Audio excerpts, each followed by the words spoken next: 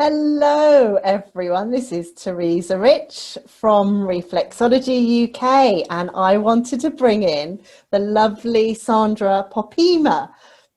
I hope I've said it right, Poppema from Hippologic. We're going to be talking about horses and vibrations.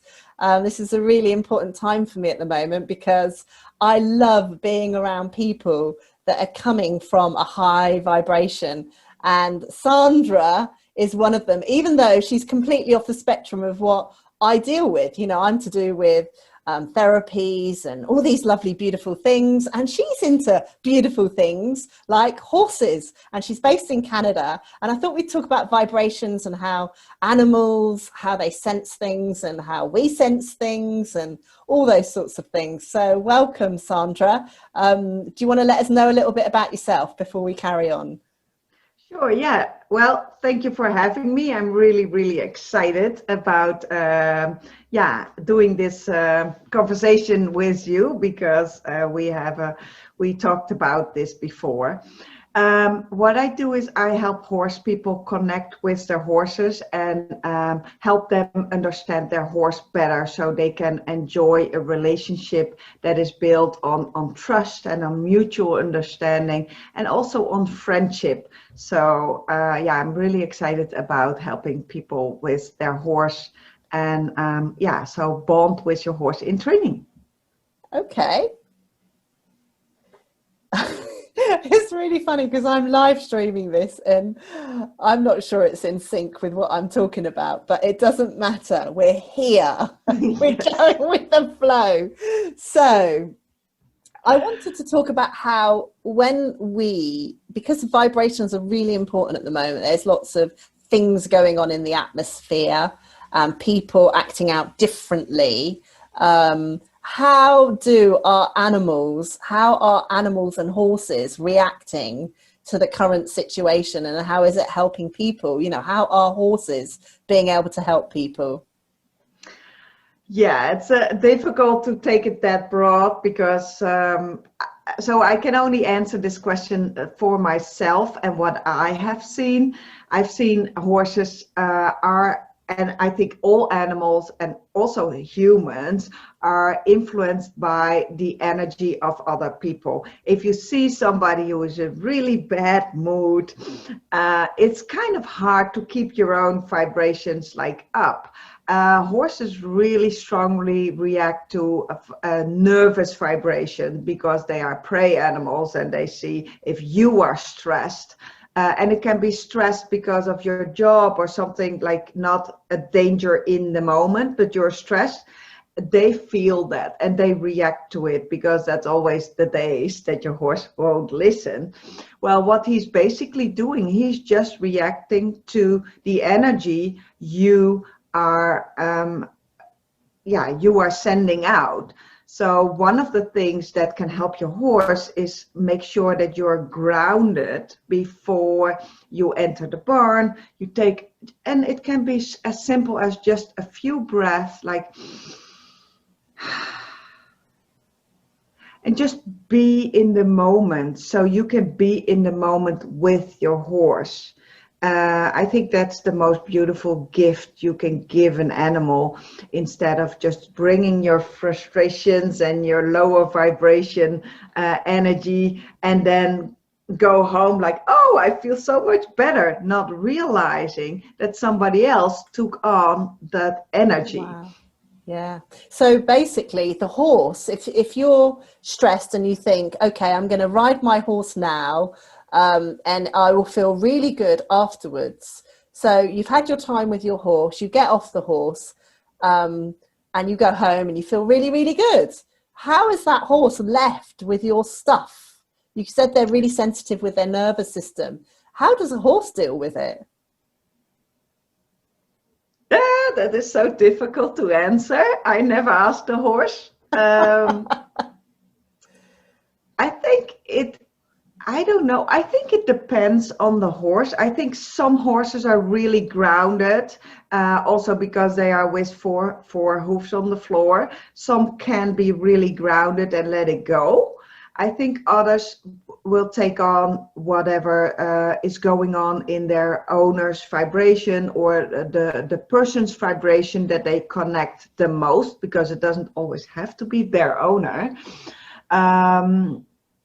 And I know a lot of people do equine therapy, and they use the horses to connect the client to their own self in a way. How it works, I don't know exactly, but horses are so good in being zen and in the moment, and they are also very, very forgiving. So that's one thing that that we can learn. But yeah, so I don't know how they are left with our lower vibrations, or how that feels to them, but I can imagine that some horses let it go more easier than other horses. And I think it also depends on how the horse is kept. If it's kept in a stable where he's like, you know, in isolation, we know how that feels now, being in isolation and just seeing people and not hugging them anymore, or have physical, because like most horses are in barns with bars and their little cells. So I don't know, but yeah, some horses are really, really good at letting it go, and other horses, I'm sure some will take it in. And I do believe that some horses can also develop ailments because of that. So I mean, this is a really good conversation we're having, because I know nothing about horses. And I just wanted to talk about vibration. And this is what I'm like coming in from. How can we learn from, I mean, not just horses, but animals? Because sometimes I don't know whether this happens on a horse, but I see people walk their dogs and they're on their phones, you know, and I don't know whether this happens with horse people or whatever. Nowadays it does. They're riding, such a shame. I don't know, but using the phone. Yeah, so how can we really connect with these beautiful animals, because they are so elegant and everything like this? How can we really connect with them and be at one with them? That is a good question, because when you are one with them, that is a feeling.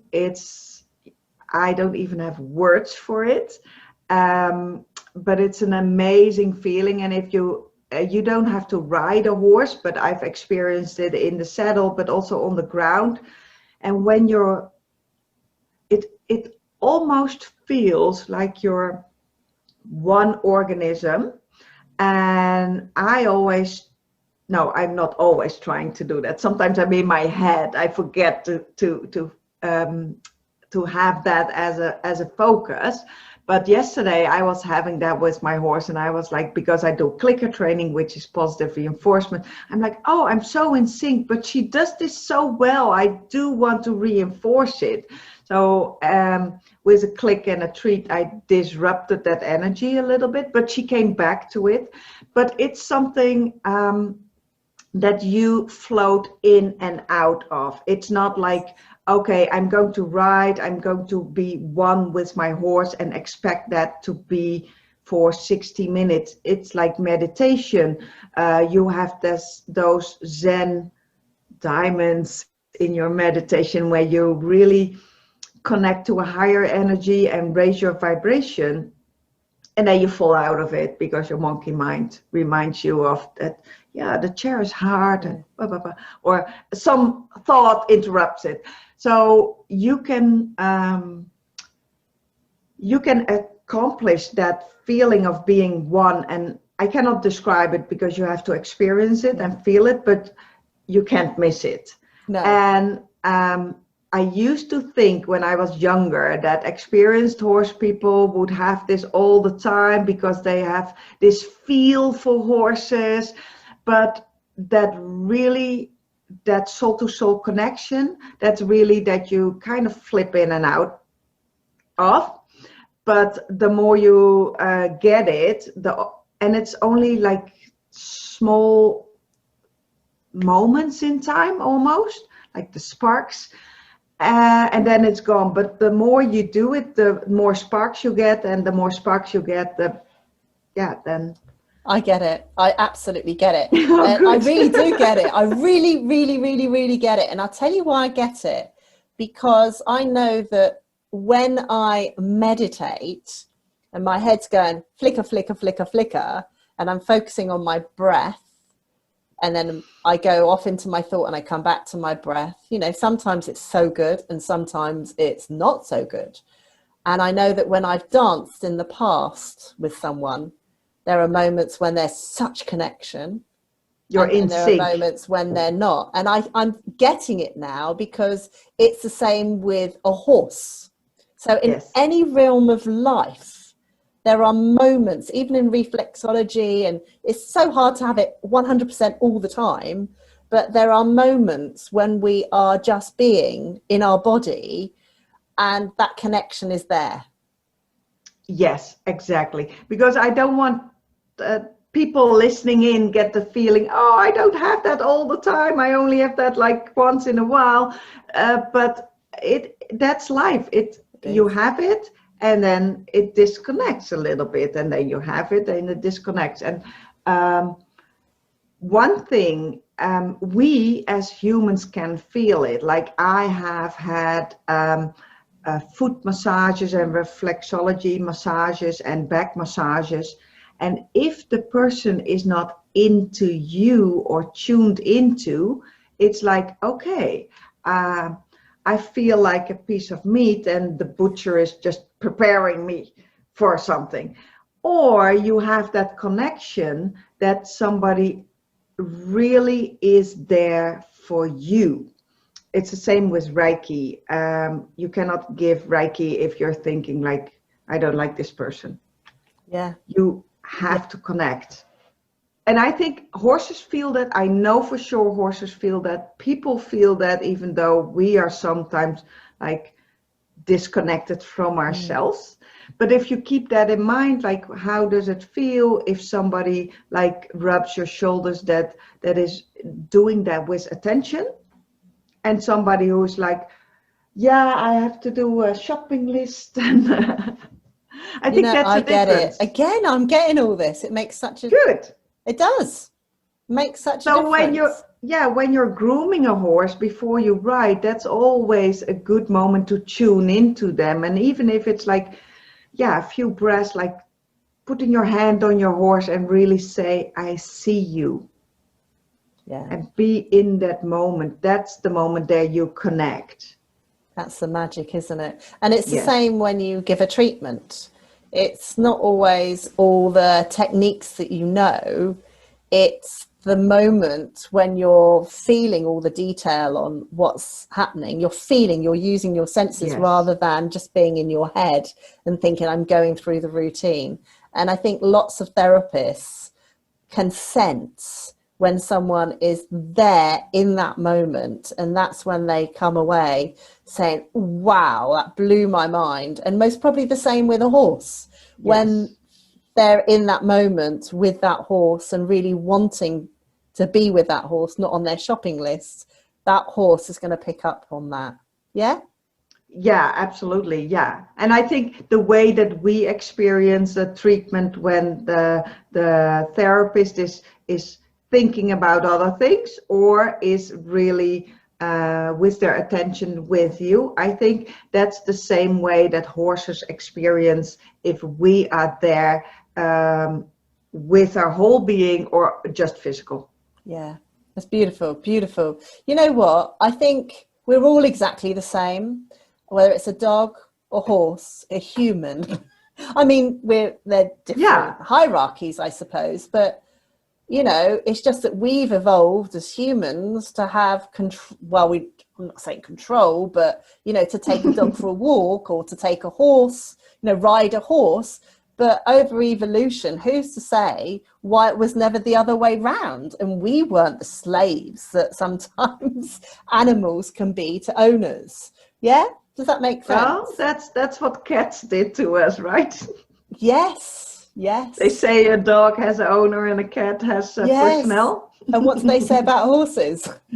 I don't know, but yeah, horses Oh, and people are connected for thousands of years, and there is a beautiful book that talks about this. It talks about 5 species of plants, and the book flips that whole thought of we domesticating the plants in the plants might be domesticated us, because without the help of humans, like they are talking about the tulip, the potato, marijuana, and 2 others, that maybe it's the plant's purpose to be domesticated because we help spread their genes. So that was really also interesting to think about, like, wow, yeah, absolutely. maybe Yeah, plants do have that kind of power. I think they have a lot of power. I Yeah. think we all do. I think we have more power than what we give ourselves for. And, you know, Yeah. I know we can learn from animals and we can learn from the earth and we can learn from so much. But as people that ride horses or give treatments or grow plants, maybe all of this stuff starts with us first. Yeah, in our conscious, I think, yeah, In our conscious. yes. In our conscious thoughts. So how can we make changes to be on that? Because we have these chats, don't we, about how we can be in a higher state of vibration when there's so much going on around us that can disrupt that. So how can we change our vibration when things are, you know, topsy-turvy around us? Well, one of the things that I like to do is being around horses, because horses are so in the moment. So when I'm at the barn, I'm like in the moment and zen, and that really, if I like to go in the morning because it sets the whole day. And sometimes even when I have only 10 minutes with my horse and I have a 30-minute drive. So the commute is, if I have like 1 hour and 15 minutes, sometimes I just go just to be 15 minutes with my horse and in the herd and just be with them. So I think there are so many techniques that pull you in the here and now, and the attention, focus on what you feel. If you stroke your horse or touch your horse, like how does the mane feel? How does their coat feel? Is it soft, and where is it warm? And also, if you strike their legs, where can you find places where it's warm? If you do that with attention, that's a way to, yeah, get more connected and in the moment. And sometimes you forget. It's fine. Most of the time we all forget. We're human, aren't we? But this, you know And then what? the horse spooks, and then you're in the moment right away. I love it. I love it. I love it. Yeah, you soon know that you're in the moment. You're forced to be in the moment. So Yeah. it's amazing. It's amazing. You don't always have to be the most serene person to be in the No. moment. It's not Sometimes like that, is it? It's not like that. It's sometimes just, they push you. Some horses step on your toes. Well, you're immediately in the moment. But I'm convinced over the years that horses step on toes deliberately. I know people don't want to hear it, but yes, I do, because I have seen how much body awareness most horses have. If they kick, they have an accurate aim. Not only that, they know exactly how much power they have to use in order to get the message clear. Like one time I was cleaning my first pony's hooves, and he had like those little crusts on his legs. So it was hurtful that I just touched those little crusts on his legs. It's called mud fever. And I didn't notice, and I was in a hurry. I was not in Zen. I was like, I have a focus. I want to go to the arena. I want to do this, blah, blah, blah, blah, blah. And you have to confirm. And he was like, no. And he pulled. And of course, I did what I was taught in the conventional horse world, which is don't give up, don't give in, don't let go. You have to be the boss. So I'm like, well, I'm in a hurry. So it goes quicker if I just hold his head. And he was pulling and pulling, and I was pulling back. And it's not that I am stronger. And then he got pissed. He was like, you know what? I warned you like 3 times.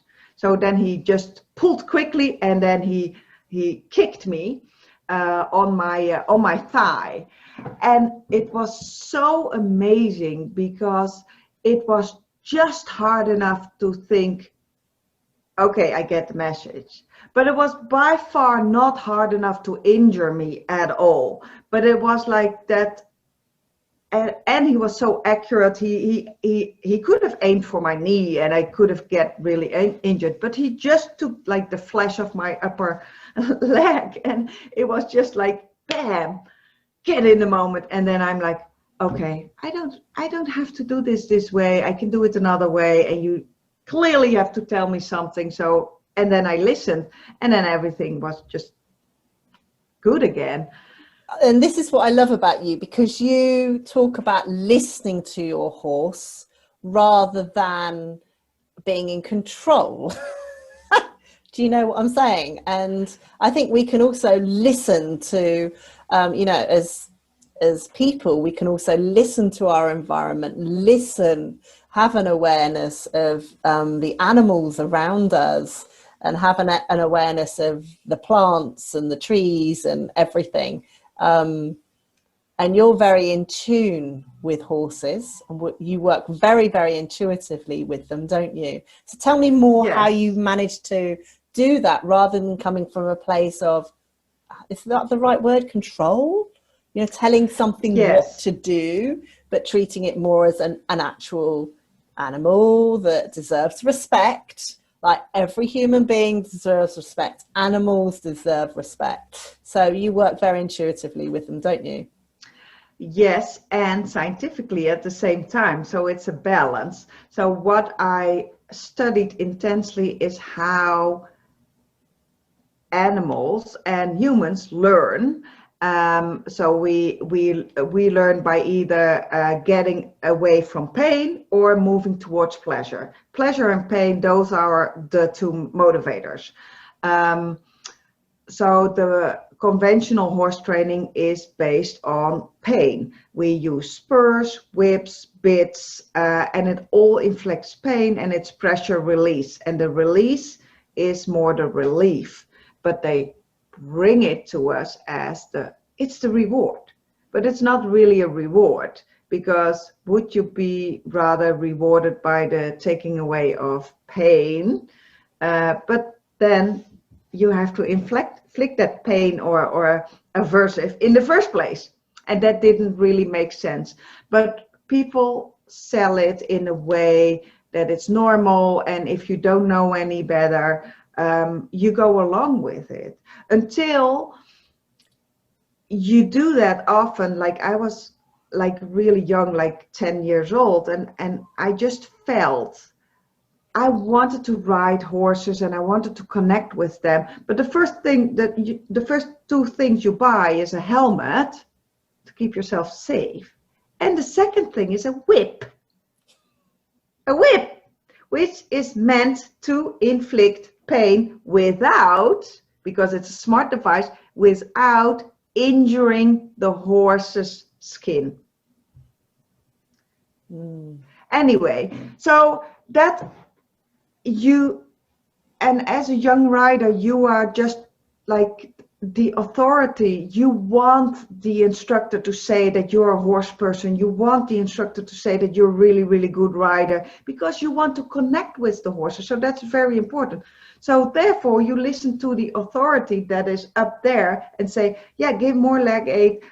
If he doesn't listen, whip him. And it hurts.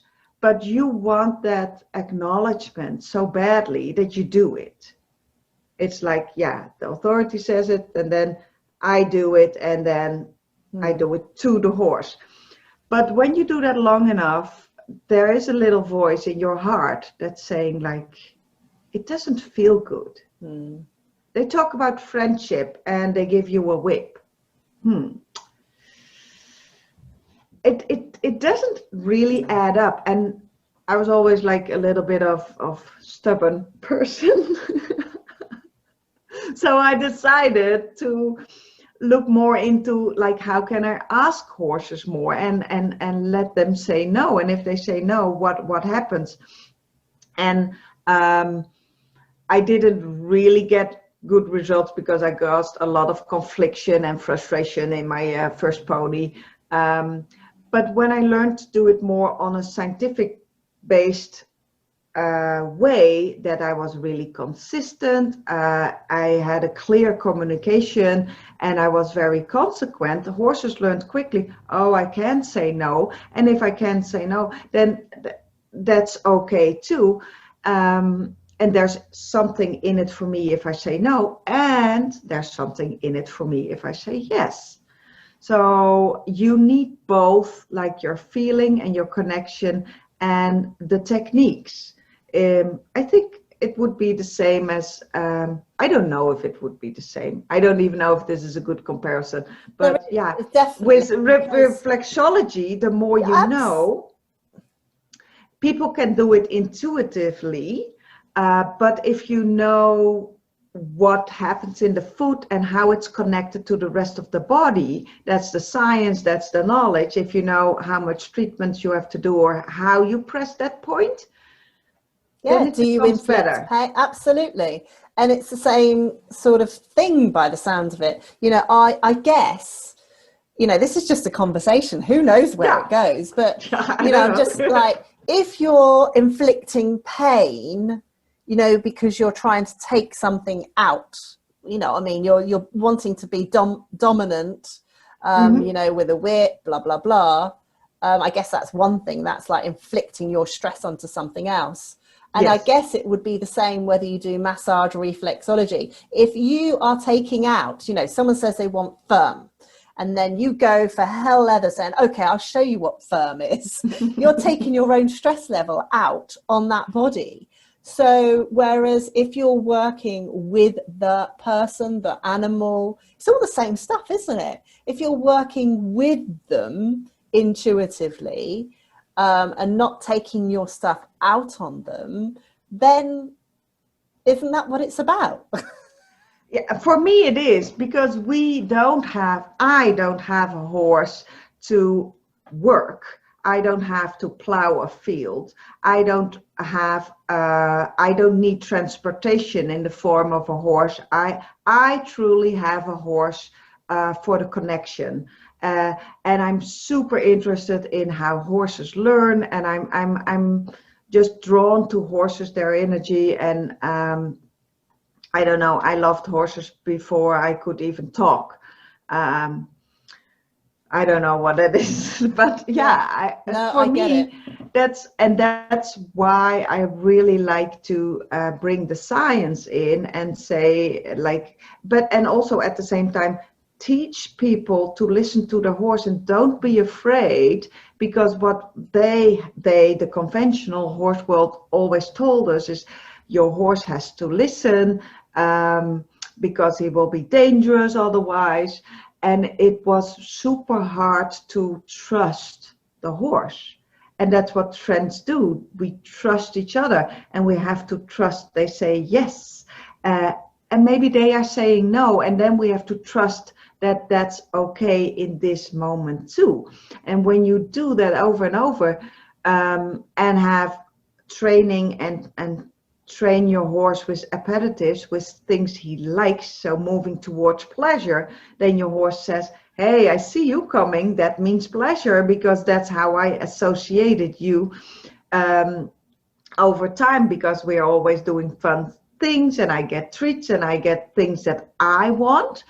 Whereas in conventional horse training, a lot of people struggling with getting their horse out of the pasture or getting a simple halter on because the horse says, I know what's coming.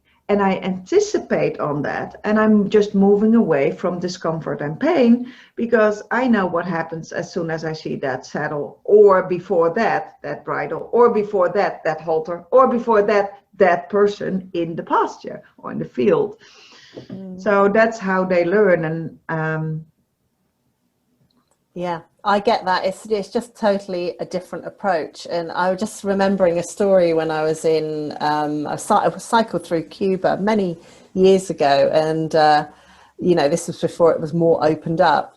And I saw a horse almost collapse because he wasn't being fed in the right way and nurtured and so on. And I guess it must be really difficult for a person that, relies on their cattle or whatever, and they're trying to make money, they're quite poor, to rely on their animals like horses and so on to do work. And I think the same thing could apply to whether it's reflexology massage. If someone's, trying to make ends meet, they've got, bills, etc., and they're working their socks off, so both aspects, are the same sort of thing. So to suddenly say to both those kind of people to start working more intuitively, more caring, rather than just going through the motions to try and pay the bills, etc.,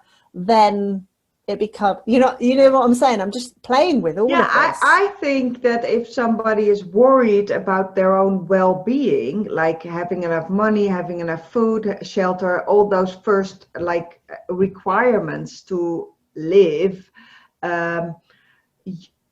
you are struggling day by day, and that really takes the energy down because you're stressed and your body doesn't even function.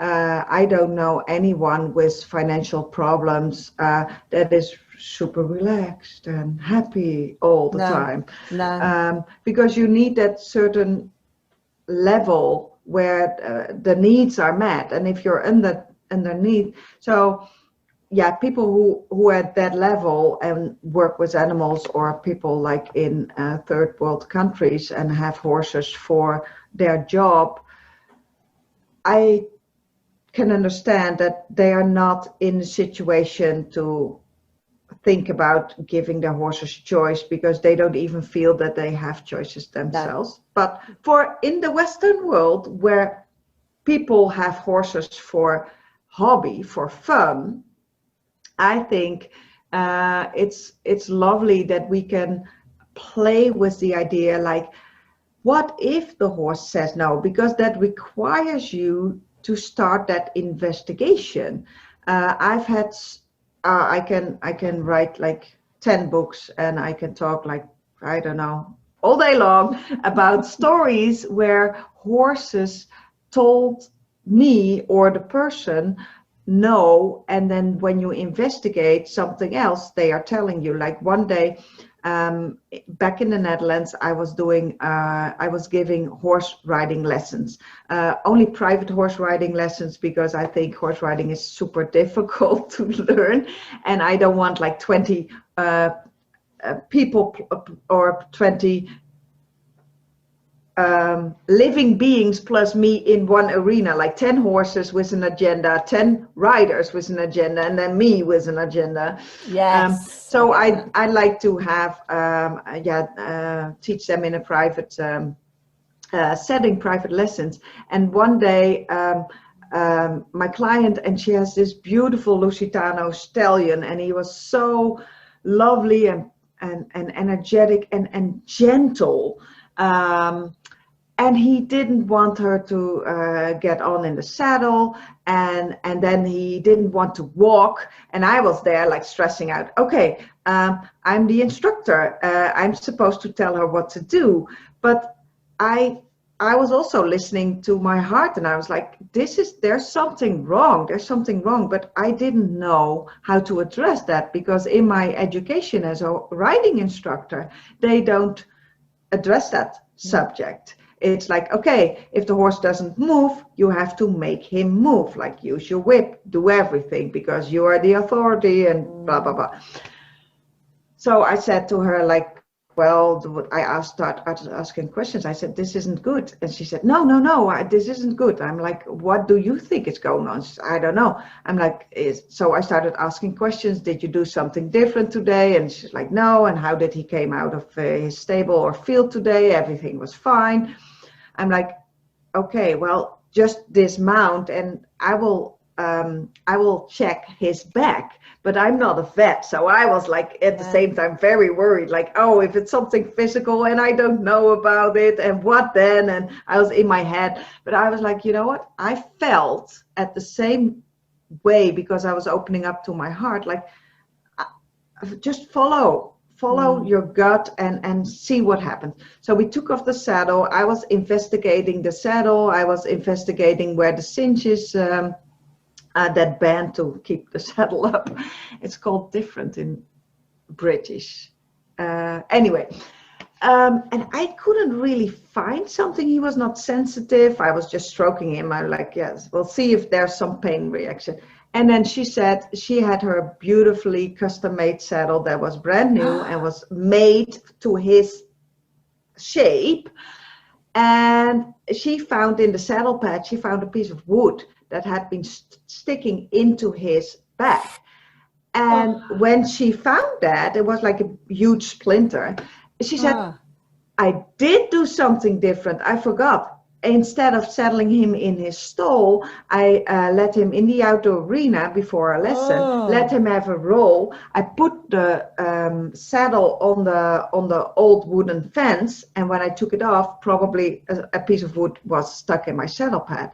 So anyway, we removed the wood, we put the saddle back on, he was his normal happy self, and she had a lovely hour, I had a lovely hour, the horse had a good time, and I was realizing, like, what would have happened if I would have just pushed her? How awful would that have been? And also, how would that have influenced the relationship between the horse and the rider? And she told me later that she was so happy that I took this way instead of just pushing through. But I was so insecure, like, oh my God, I'm the person that should know, and I don't know if I can find the problem. But yeah, just going with the flow, and I have like so many examples of this where a horse didn't want to do something that he normally does, and if you ask like the horse, can you show me, or let's check, and then you go to the next and the next and the next, because she was standing there with her saddle and she was feeling like, yeah, what should I do? That's so good. That's so good. See. Yeah. So I and I'm glad. I'm really glad it worked out right for you and you followed your intuition. Absolutely. And I would like to encourage people to do that more often. And don't be afraid of being the weird. Well, I am weird anyway, and I think most people think I am, so why not? Well, or losing your authority, because I was thinking, like, if I tune into this horse and maybe I'm losing my authority, but you know, the opposite happened. She was like, she was already looking up to me, but then it was like, oh, you're the best instructor, because I've never had this happen. And I know now that I can trust you with my horse as well. So brilliant. You know what? And even when we come back to like therapies and stuff, and when we work from our hearts and we work intuitively, even though we learn on a head level, but when we work with our heart and when we're working with someone, if something doesn't feel right from our hearts, then why do we do it? You know, whether it's working with a supplier, whether it's working at a school, whether it's working for a spa, we don't need, it all comes back to your heart. So it makes me wonder whether all this stuff always begins with us. Yes, I think so. Yeah. And I think we are all unique in a way. We have like unique bodies and unique minds and unique energies. And I think that we have to learn to go back to our uniqueness and serve from that energy. Yes. Um, yeah, I Yeah. think that would make the whole world better. Yes. And I think that's a really good ending to the conversation that we were going to talk about between you and your training of horses and me and my training of therapies. And I just can't believe how similar they are when I know nothing about, I really do not know anything, Sandra, about horses until the conversation that we've had. So I'd really like to thank you so much for coming on this live and sharing all your world of information. I know you do online courses in Canada, so please share if anyone wants to get in contact with you and that's interested. Thank you. Well, thank you so much for having this conversation with me. I really, really enjoyed it. This is the first time I'm live on Facebook in a Zoom call, so that's really exciting. And I just love the work you do and the way you encourage women to step into their power and do what they love to do. I think that is so important. So yeah, thank you for that, and thank you for this opportunity. And I would love to hear from people if they are on the live in the comments, if they how it contributes to their do they have. I would love to hear your thoughts if you're listening to this. So yeah, I do online courses. This is my. If you want to know more, it's clickertraining.ca because I'm in Canada, and or check me out on Facebook, Sandra Poppema. Fantastic. Yeah, Brilliant. thank you so much. Brilliant. Thank you so much. And there you go. It's got all the bit. Hang on, I don't want you to move your webcam. Clickertraining.ca. Yes, that's it. Clickertraining.ca. Yeah, clicker training, that is the method that I use. So yeah, sounds amazing. And it's always nice to say, do you want to click with your horse and have that click with your horse? Clicker training. Clicker training. Love it, love it, love it, love it. Brilliant. Well, thank you again. It's been wonderful having you on and learning about a very interesting perspective of meeting with your horse. Yeah, thank you. Yeah. You're welcome. You're welcome. I'll see you soon. Okay. See you Bye. soon. Bye-bye. Thank you. Bye.